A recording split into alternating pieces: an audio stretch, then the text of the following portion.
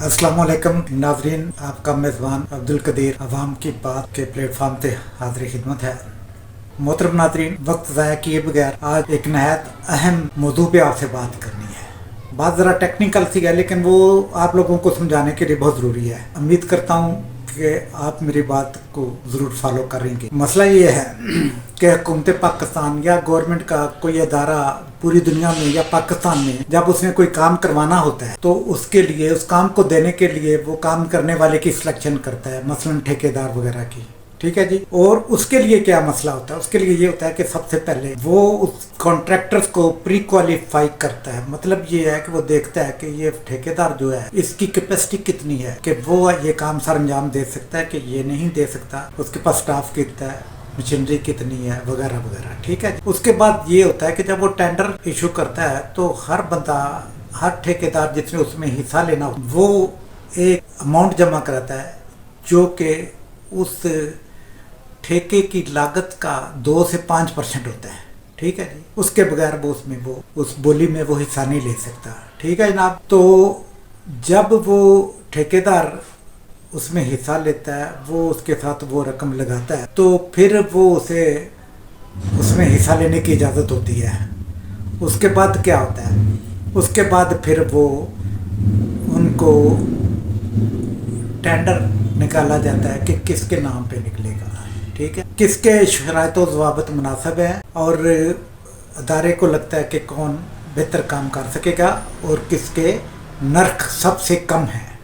ठीक है जनाब। ये तो होगी बात। उसके बाद किसी एक ठेकेदार को वो काम अवार्ड कर दिया जाता है। ठीक है। और जब काम अवार्ड किया जाता है तो उससे एक परफॉर्मेंस गारंटी ली जाती है। टोटल जो अमाउंट होता है, जो ठेके की कुल लागत का 10% उसे जमा करा किसी भी शक्ल। उसका मतलब ये है कि अगर ठेकेदार वो ड्यू या प्रॉमिस परफॉर्मेंस अगर नहीं दे पाएगा तो वो उसकी जो रकम है वो जब्त कर। ठीक है जी। नंबर 1। नंबर 2 ये है कि जब किसी फर्म को, कॉन्ट्रैक्टर को वो काम अवार्ड किया जाता है तो उसके साथ वो पाबंद होता है कि वो एक शेड्यूल अपने काम का जमा कराए। प्रोग्रेस, एक्सपेक्टेड जो प्रोग्रेस है उसका वो शेड्यूल जमा कराए कि वो मिसाल के तौर पे पहले महीने में क्या परफॉर्मेंस देगा, दूसरे में क्या देगा, तीसरे में क्या देगा, चौथे में क्या देगा, और फिर उसको प्रॉपर मॉनिटर किया जाता है। और जो कॉन्ट्रैक्टर जो है उसका जो शेड्यूल उसने जमा कराया था उसकी एक्चुअल परफॉर्मेंस से वो टैली नहीं करता या ज़्यादा वेरी करता है तो फिर उसकी परफॉर्मेंस जो है वो जब्त कर ली जाती है। और फिर ये भी हो सकता है कि परफॉर्मेंस वो मनी जब्त करने के बावजूद बासा औकात ये होता है कि उसका कॉन्ट्रैक्ट कैंसिल कर दिया जाता है, उसकी कंपनी को ब्लैक लिस्ट कर दिया जाता है। तो इस तरह से काम चलते हैं। ठीक है। ये मिसाल आपको देने की जरूरत क्यों पेश? वो इसलिए पेश आई जनाब कि हमारा पाकिस्तान वतन अजीम में शोर शराबा आजकल के इंतखाबात कर। ठीक है जी। इंतखाबात करवाए जाए, मुल्क जो है वो बद से बदतर होता जा रहा है। अवाम महंगाई की चक्की में पिस रही है। किसी बंदे को होश नहीं है कि क्या हो रहा है या अवाम के लिए भी कुछ कर। हर सियासतदान अपना मफाद देख। ठीक है। कोई उसे पूछने वाला नहीं अल्लाह के बंदे के तुम पहले थे किस हालत में मुल्क को छोड़ गए, आप फिर इलेक्शन लगाई हुई। ठीक है।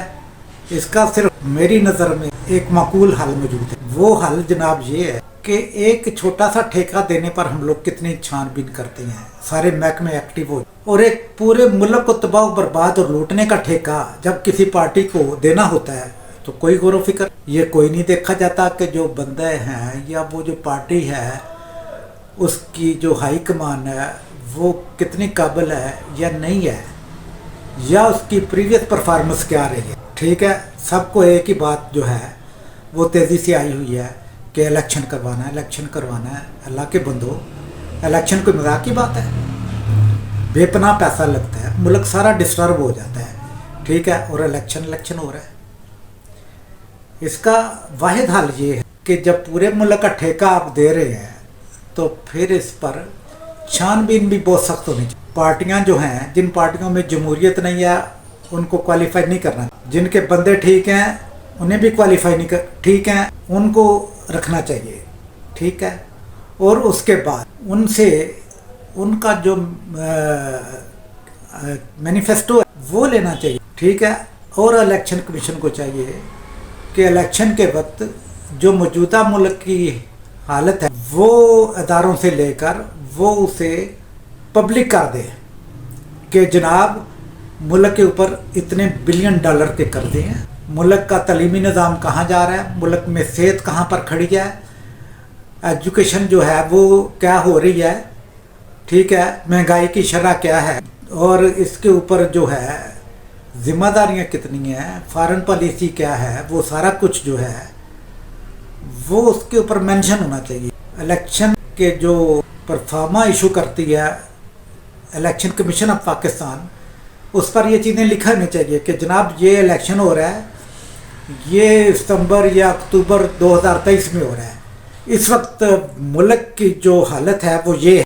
अब इलेक्शन में हिस्सा लेने वाली पार्टियां उसको अपने चेयरमैन के दस्तखत से या अपनी जो एग्जीक्यूटिव कमेटी है उनके दस्तखत से पुर करके दें कि जनाब कर्जा इतना जब हम आए, पहले साल में हम ये कर देंगे, दूसरे में ये कर देंगे, तीसरे में ये कर देंगे, चौथे में ये करेंगे, पांचवें में ये, ठीक है जनाब। तालीम की हालत क्या है, हम उसको किस तरह से ऊपर लेकर, सेहत की क्या पोजीशन है, ठीक है, गुर्बत कहाँ जा रही है और हम क्या कर देंगे, ठीक है, मुल्क का दिफा है उसकी पॉलिसी क्या है, खारजा पॉलिसी में हम कहाँ खड़े हैं, ठीक है, वो फिल करके दें और फिर उन्हें इलेक्शन कमीशन जो है वो इलेक्शन में हिस्सा लेने के लिए क्वालिफाई कर, ठीक है, और उनसे भारी गारंटियाँ ली जाए, ठीक है। अगर वो गारंटी देने के काबिल नहीं तो कोई बात नहीं, फिर इसका तोड़ ये किया जाए कि जो लोग बुरी परफॉर्मेंस दें उनको हमेशा के लिए नाअहल करार दे दिया जाए, ठीक है। ये मुल्क कोई मजाक की बात तो नहीं है,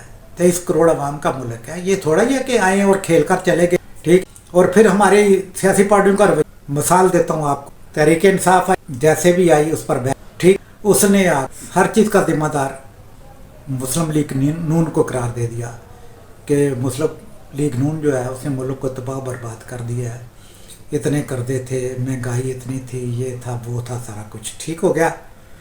अब उसके पास यही बन है कि जब हम आए थे तो मुल्क तो पहले ही तबाह था, बर्बाद था, कर्जे उस पर इतने थे, ठीक है, एस्टेब्लिशमेंट ने हमें कुछ नहीं करने दी।